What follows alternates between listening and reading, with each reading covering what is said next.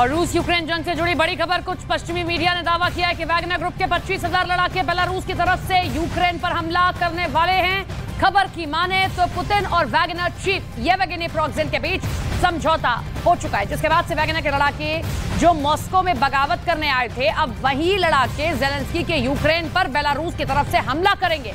Wagner chief Yevgeny Prigozhin Belarus से अब Ukraine के खिलाफ बड़ा मोर्चा खोलेंगे।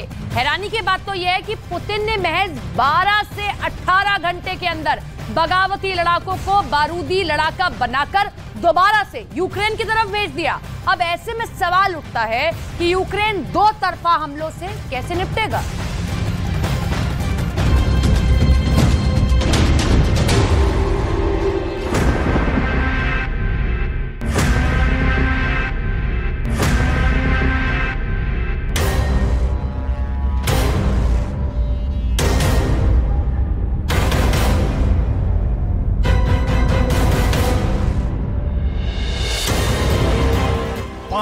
मिनट की जंग में फंसे ज़ेलेंस्की।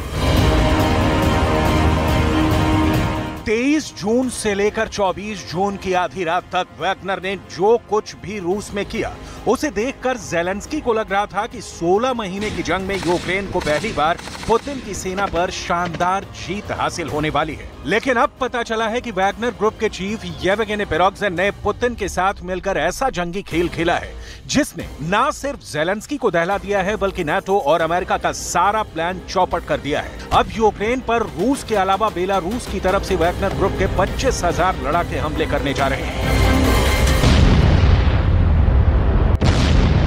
बेलारूस से यूक्रेन पर वैगनर का हमला। जिस वक्त रूस की सेना यूक्रेन की राजधानी कीव पर 30 से ज्यादा मिसाइलें दाग रही थी, उस वक्त ज़ेलेंस्की अपने जनरलों के साथ बंकर में बैठकर एक ऐसे प्लान को लेकर बेहद खुश थे जो उन्हें रूस पर जीत हासिल करा सकता था। ज़ेलेंस्की को लग रहा था कि नाटो और पश्चिम के 81 देशों से मिले 15 लाख करोड़ के हथियार जो काम मॉस्को में नहीं कर पाए, वो काम अब पुतिन का ऐसा वफादार करने जा रहा है जो 16 महीने से चल रही जंग को खत्म करवा सकता है। ज़ेलेंस्की को लग रहा था कि वैगनर ग्रुप का चीफ येवगेनी प्रिगोजिन नाटो और अमेरिका के इशारे पर यूक्रेन की मदद कर रहा है, लेकिन देखिए जैसे ही वैगनर ग्रुप के लड़ाके रूस के मॉस्को और रोस्तोव पहुंचे, पुतिन ने सिर्फ 5 मिनट के संबोधन में सारा गेम पलट दिया। पुतिन ने साफ कहा कि जिन वैगनर लड़ाकों ने यूक्रेन के सोलेदार और बखमूत में कब्जा किया है और अपनी जानें दी हैं, वो रूस के असली हीरो हैं। 5 मिनट की जंग में फंसे ज़ेलेंस्की। Защитим и наш народ, и нашу государственность от любых угроз, в том числе от внутреннего предательства. А то, с чем мы столкнулись, это именно предательство. Непомерные амбиции и личные интересы привели к измене и своей стране. अब सवाल उठता है कि क्या 16 महीने की जंग में बुरी तरह से हार रहा यूक्रेन वैगनर ग्रुप के साथ मिलकर पुतिन को हराना चाहता था? डिफेंस एक्सपर्ट्स के मुताबिक पुतिन ने पिछले 3 हफ्तों से यूक्रेन के Kherson, Kharkiv, Mykolaiv, Luhansk, Zaporizhzhia और राजधानी कीव में यूक्रेनी सेना को बुरी तरह से हराया है। इस दौरान नाटो, अमेरिका और यूक्रेन की खुफिया एजेंसियों ने पूरी कोशिश की कि किसी तरह से रूस की प्राइवेट आर्मी वैगनर को अपने साथ मिलाया जाए। बीच बीच में खबर आ रही थी कि Zelensky Wagner chief Yevgeny Prigozhin को तरह तरह के ऑफर दे रहे थे, यहां तक कि वो येवगेनी प्रिगोजिन को जंग खत्म होने पर सत्ता में बड़ा पद और बड़े इलाका भी देने को तैयार थे। लेकिन सवाल उठता है कि यूक्रेन और नाटो वैगनर ग्रुप पर इतना बड़ा दांव क्यों लगा रहा था? इसे भी जरा जान लीजिए। वैगनर ने ही पूर्वी यूक्रेन के सोलेदार पर सबसे पहले कब्जा किया था। वैगनर के लड़ाकों ने ही सोलेदार के बाद बखमूत में 8 महीने में कब्जा किया।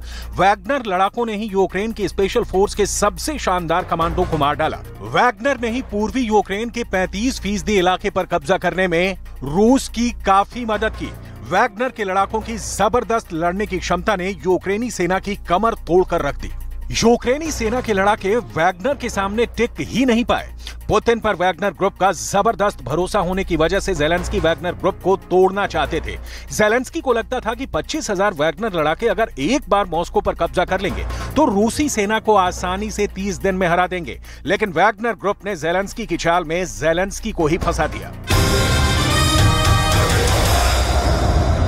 अमेरिका, नाटो को लग रहा था कि 4 जून से यूक्रेन का काउंटर अटैक रूसी सेना की रक्षा पंक्तियों को तबाह कर डालेगा, लेकिन हकीकत में यूक्रेनी सेना के 250 से ज्यादा टैंक महज 17 दिन में तबाह हो गए। यहाँ तक कि काउंटर अटैक के पहले हफ्ते में यूक्रेनी सेना के 10,000 सैनिक मारे गए। अमेरिका, ब्रिटेन, जर्मनी और फ्रांस से मिले घातक टैंक, बख्तरबंद सब तबाह हो गए।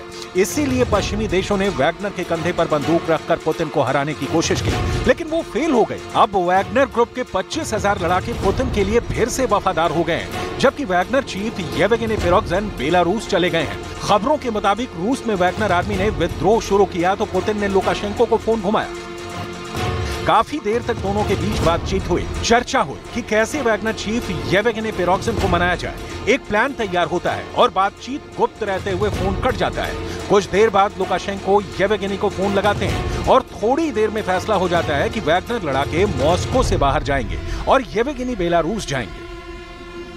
Мы всегда с уважением относились к их героическим поступкам на фронте и будем всегда.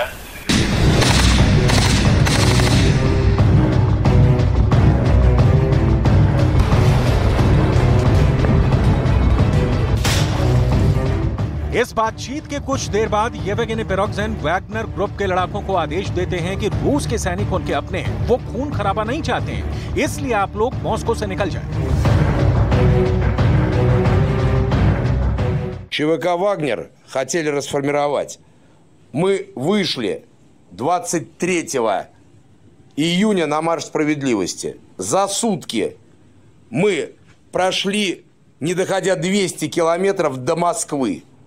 За это время мы не пролили ни одной капли крови наших бойцов. लेकिन सवाल यह है कि आखिर इन चंद घंटों में ऐसा क्या हुआ कि क्रेमलिन पर कब्जे का इरादा रखने वाले येवगेनी प्रिगोजिन अचानक अपने लड़ाकों को वापस भेजने लगा और खुद बेलारूस जाने की बात करने लगा। इसे हम आपको आगे बताएंगे। पहले आप ये भी सुन लीजिए कि वैगनर चीफ क्या कह रहा है। Сейчас наступил тот момент, когда кровь может пролиться. 5 मिनट की जंग में फंसे ज़ेलेंस्की। असल में वैगनर ग्रुप के लड़ाकों ने मॉस्को में एक भी गोली नहीं चलाई और ना ही खून बहाया। इसके पीछे पुतिन का वो वॉर गेम है जिसने यूक्रेन के होश उड़ा दिए हैं। अब खबर आ रही है कि वैगनर ग्रुप के चीफ बेलारूस क्यों जा रहे हैं। बेलारूस से यूक्रेन पर वैगनर का हमला। पश्चिमी मीडिया के मुताबिक वैगनर लड़ाके यूक्रेन पर अब बेलारूस से हमला करने जा रहे हैं। बेलारूस के दक्षिण में यूक्रेन है, जबकि उत्तर पूर्व में रूस। पूर्वी यूक्रेन के बखमूत और सोलेदार पर वैगनर ने कब्जा करने के बाद वहां पर रूसी सेना को इलाका सौंप दिया है। अब सवाल उठता है कि बेलारूस की तरफ से वैगनर क्यों हमला करेगा। असल में पुतिन ने अपने परमाणु बम बेलारूस भेज दिए हैं, लेकिन इनका तभी सही तरह से इस्तेमाल हो सकता है जब बेलारूस की तरफ से रूस की पकड़ मजबूत हो। इसीलिए वैगनर के 25,000 लड़ाके बेलारूस की तरफ से यूक्रेन पर हमला करेंगे।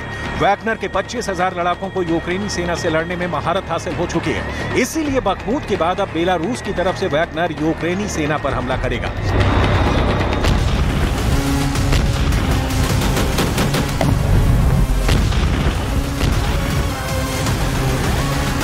राष्ट्रपति पुतिन के आदेश पर मॉस्को और रोस्टोव में जबरन घुसने वाले वैगनर लड़ाकों को माफ कर दिया गया है और उन्हें मौका दिया गया है कि एक बार फिर से ज़ेलेंस्की के यूक्रेन पर भीषण हमला करें। ЧВК «Вагнер» вернется в свои лагеря расположения. Часть из них, которые это пожелают в дальнейшем.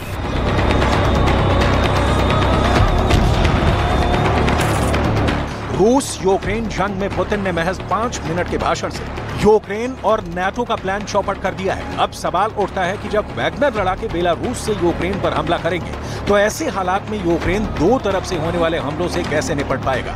वैगनर के नाम से ही यूक्रेन की फौज सदमे में आ जाती है। अब देखते हैं कि आने वाले एक हफ्ते में क्या होता है।